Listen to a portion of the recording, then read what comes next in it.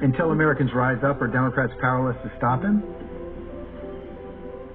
Well, again, I've learned a lot about power from my ancestors, from my parents' generation, the civil rights generation, where the most powerful people in the land tried to violate the principles of our Constitution and hurt people. And yet, when Strom Thurmond and others tried to block the civil rights movement was passed by a rainbow coalition of people. We're moving.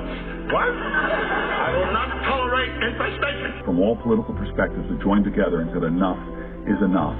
We are not going to have this continued violations. This congressional opposition to the landmark Civil Rights Act of 1964 came from Democrats.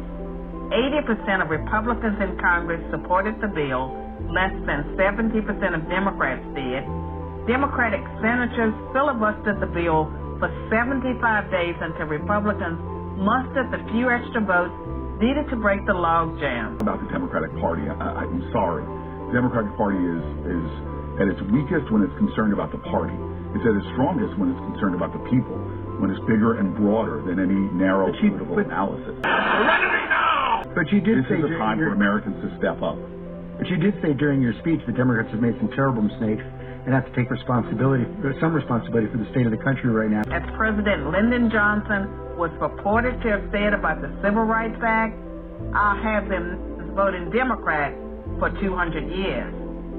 So now, the Democratic Party prospers on the votes of the very people it has spent much of its history oppressing.